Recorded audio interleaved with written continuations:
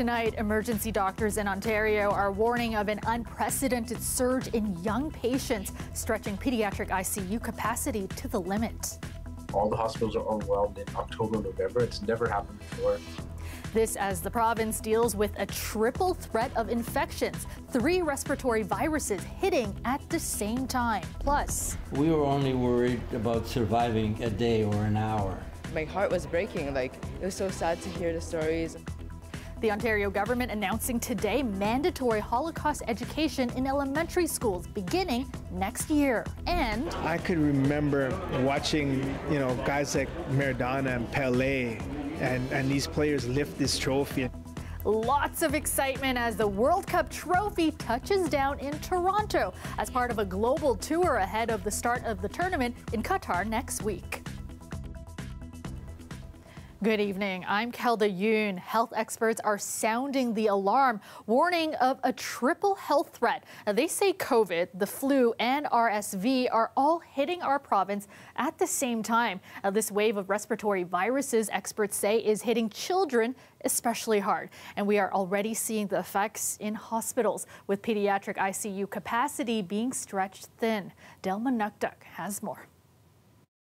Hi everyone, my name is Adam Lamoureux. That's Director for Critical Care and Surgical Services at the Children's Hospital of Eastern Ontario, announcing an unprecedented move. We've opened a second pediatric ICU here at CHEO. The hospital says it's experiencing more than double its normal volume of younger patients, and they are arriving sicker. It's a problem seen all over the province. This is an exceptional time. I've never seen, no one's ever seen this many kids admitted at once. No one's ever seen the sick kids ICU overwhelmed like it is. Today, the Ontario Medical Association chaired a virtual press conference to ring the alarm. Respiratory season has come early, and it's hitting harder. They've already been more than 1,500 lab-confirmed cases of the flu. Last year, by this same time, there had been 7. It's a little bit of a perfect storm right now because of not only the numbers, but obviously we have a lot of manpower challenges. So what can families do? The OMA's advice is to stay up to date with vaccinations, that's flu shots and COVID. The other piece of advice: our Chief Medical Officer of Health has said very publicly that a strongly recommended masking may be coming. But that isn't good enough for some who believe a mask mandate is needed now. This is another example where it's quite possible and it's within the powers of the Medical Officer of Health to take leadership again. And I think it's time. But Toronto Public Health is deferring to Ontario's Chief Medical Officer, Dr. Kieran Moore, who did not respond to CBC Toronto's request for comment. Premier Doug Ford did comment. He also deferred. I've always said from day one, I'll always listen to Dr. Moore's advice. So how do parents and students feel about the potential of masking up once again? A lot of kids are getting sick. So I agree with it. I think as a parent of a young child, I wouldn't go that route. It would be difficult because it's just not fun wearing masks. Well, my son's immunocompromised, so we're for it, we understand. Without masks, this doctor says the surge of kids heading to hospitals will be tough to slow down. But if you are considering bringing your child, here's something to keep in mind. Most simple viruses are 2 to 3 day affairs. Sniffles, a fever, a little misery, and it goes away. If anything longer than that, about 4 or 5 days longer, then we worry. Dale Manukduk, CBC News, Toronto. Premier Doug Ford was touting his road building plans today, traveling north of the city to update progress on the Bradford bypass. But the spotlight is still on the ongoing efforts to get a deal with QP education workers. Lorenda Redekop has the latest. Premier Doug Ford arrived in Bradford to announce the start of construction of a bridge that'll go over the future Bradford bypass. Shovels are in the ground. We're getting it done. But what his government needs to get done are 2 labor deals. Some GO Transit workers are out on the picket line for a 3rd day. Bus service canceled. They're receiving support from QP. It's now on day 2 of renewed bargaining talks with the province. The union movement fired up after Doug Ford agreed to repeal Bill 28 that used the notwithstanding clause to mandate a contract for the education support workers. The union wants politicians brought back to Queen's Park this week to get rid of the bill, not wait until Monday. Maybe they should put a little water in their wine, as I say, like I did. You got to give and take in negotiations. You can't be hardcore. You can't be running out there and spiking the football and doing cartwheels. We aren't doing that. We just want the kids in class. Today, the union responded on Twitter that they are at the table, kids are in class, and not to take advantage of their good nature, that they need the bill repealed and a good deal for workers. Yesterday, reports emerged of the province's apparent latest offer, with a bigger increase for the lowest paid CUPE workers. Late yesterday, CUPE gave a bargaining update on Twitter, saying it wouldn't accept a two-tier wage offer. You have to differentiate between someone that's making roughly about $40,000 a year versus someone that's making $100,000 a year. The Premier also said he had no choice but to use the notwithstanding clause. Do you know what's even worse than Section 33? Is threatening to go on strike, shut down the economy of Ontario. Meanwhile, Amalgamated Transit Union workers are on strike today, saying there are few issues to resolve, and Metrolinx and the province could have acted faster to avoid it. The work was done, they had the number, they needed approval from the Treasury Board. So why were we not back at the table Monday to resolve a strike that should have never happened? Metrolinx says it's working on a new proposal for the union. Their next planned bargaining session is now moved up by a day to tomorrow afternoon. Lorenda Redicomp, CBC News, Toronto. Today is the 84th anniversary of Kristallnacht, when the Nazi regime destroyed Jewish properties and businesses just before the Second World War. Now, come next September, younger students will begin learning about the Holocaust in Ontario elementary schools. Education Minister Stephen Lecce made that announcement today. Our Ali Chiasson was there. What started with the Jews, it never finished. This roundtable discussion, which Education Minister Stephen Lecce attended, was an opportunity for grade schoolers to speak with Holocaust survivors. How did you feel when you found out that your community is finally safe from the Nazis? You know, when we were in the camps and we were suffering, we were only worried about surviving a day or an hour. So the first thoughts were, now that we survived, who else survived? And it was So obviously when the students get to speak to someone like you, they can learn so much. Is there something that you get out of speaking with the children? Yes, it energizes me and it gives me hope, because at least when I speak about the memory of my family to them, they live on. And it's very important for me, because I've lost so many members of my family. And we are very encouraged that the students have wonderful questions and listen very attentively. Which brings us to why we're here. An effort to continue that knowledge exchange in classrooms all across the province. We are proud to do this, to implement the first mandatory learning requirement on Holocaust education that will be in grade 6 starting next September. And that is important. The largest number of anti-Semitic events that occur at the TDSB occur in grades 6, 7, and 8.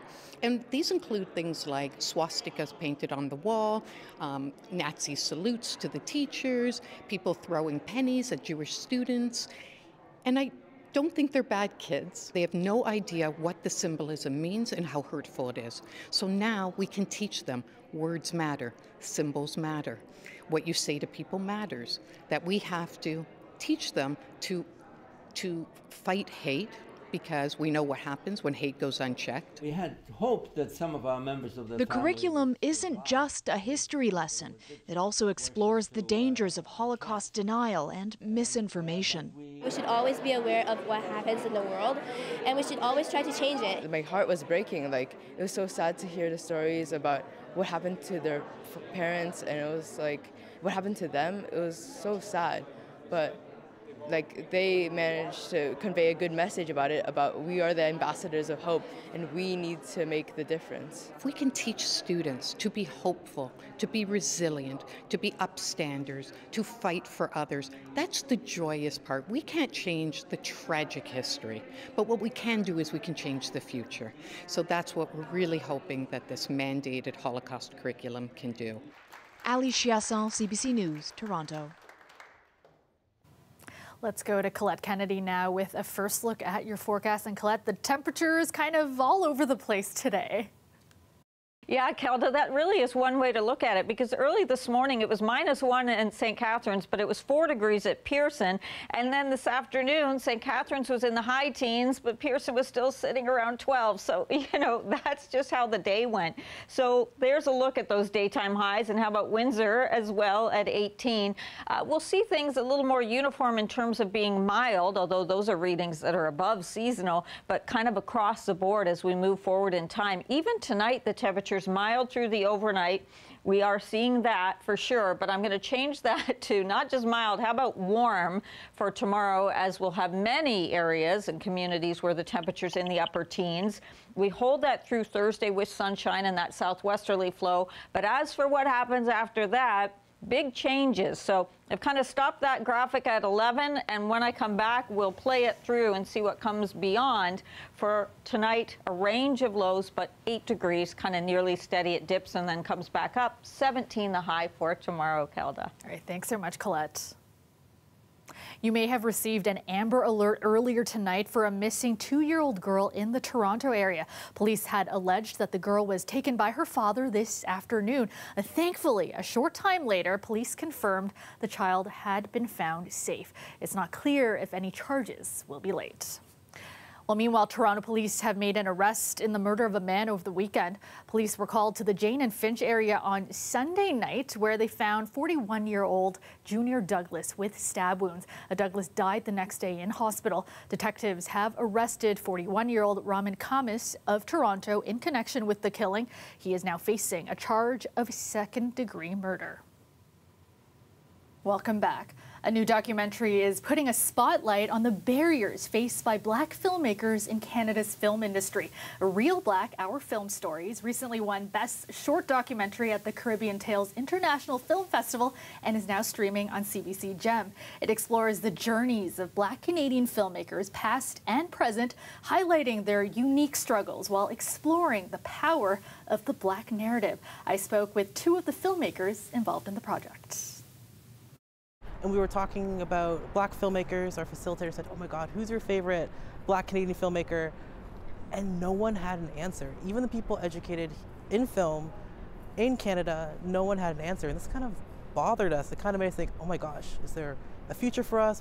That's when Tristan Sutherland and a group of fellow Black filmmakers decided this was something worth exploring. They were part of Oya Media Group's Emerging Filmmakers program, which mentors young Black filmmakers in Toronto. Together, they embarked on making the documentary Real Black, Our Film Stories. Look at the past, because those are the people whose shoulders we're standing on. Look at the present, what's happening now, and look at the future and what could be possible. Black filmmakers are constantly being questioned. What is a Black story, and is it still a Canadian story?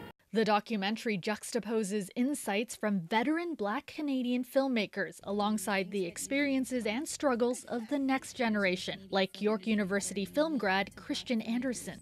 What are the stories that most interest you, that you're most passionate about telling? I'm really interested in exploring diasporic experiences. I'm mixed race, so I'm also like Chilean and I'm also Jamaican, so like that's like 2 different cultures kind of coming together. The experiences that kind of come with both of those different cultures.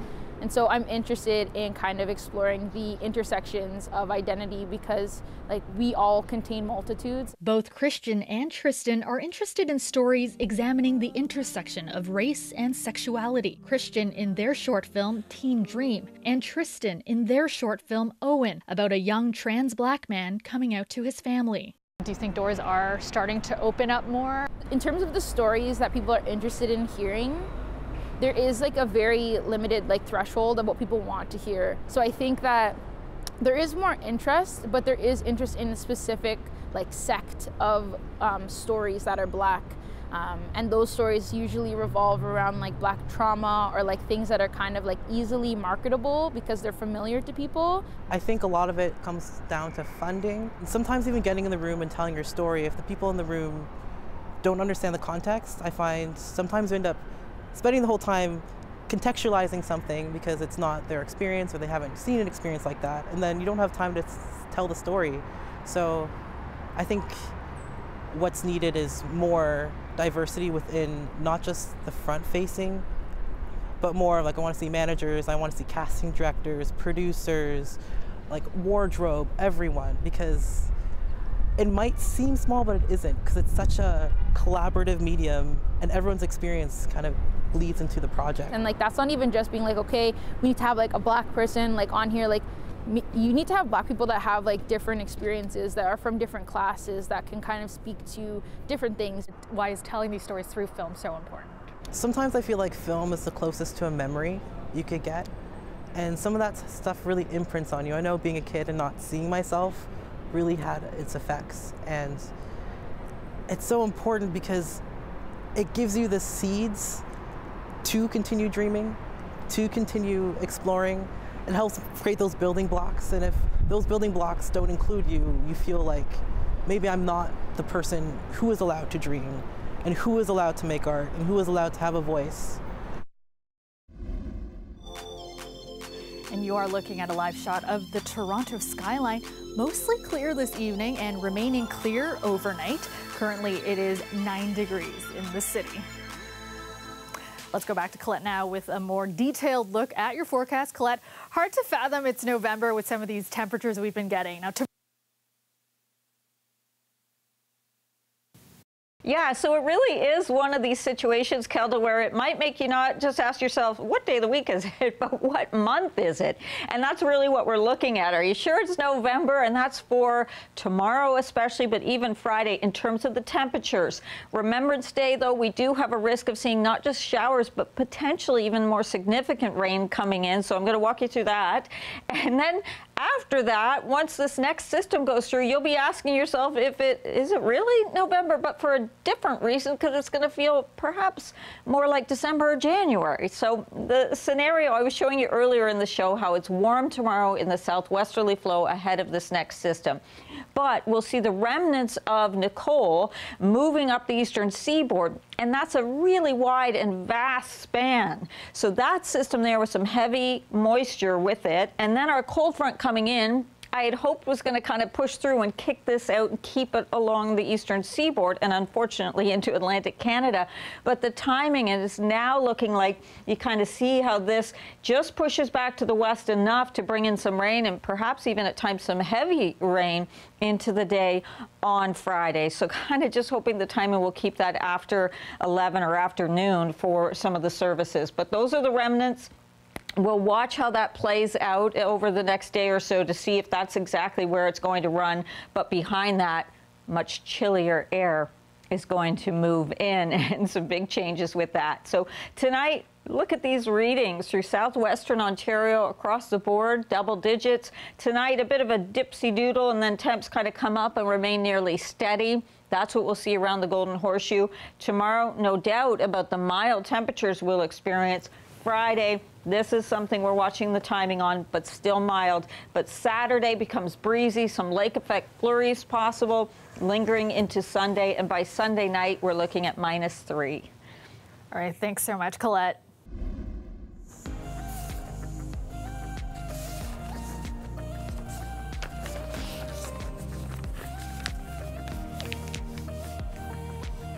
The World Cup in Qatar gets underway next week, with Canada taking part for the first time in 36 years. Now, in preparation for the tournament, the World Cup trophy has been on a global tour. Today, it landed in Toronto, and our Greg Ross was there. The World Cup trophy unveiled on Canadian soil. Had you ever been that close to that trophy before? Never, never been, and I was full of emotions, excitement, and joy and tears. Former Canadian national soccer star Dwayne De Rosario was part of the group that welcomed the World Cup trophy as it touched down at Pearson this morning. I could remember watching, guys like Maradona and Pelé and these players lift this trophy, and it was just like, wow. De Rosario never got a chance to play for the trophy himself, but he played a big role in building the sport in Canada during his nearly 20-year career. And he says the Canadian team that qualified to play in Qatar this year is the real deal. They're playing as if they believe in each other. They're playing as if they believe they can win, and they're going out there with no fear. And that hasn't gone unnoticed by the soccer world. The group of Canada, I think it's not easy. It's a tough group with Belgium, Canada, Croatia, and Morocco.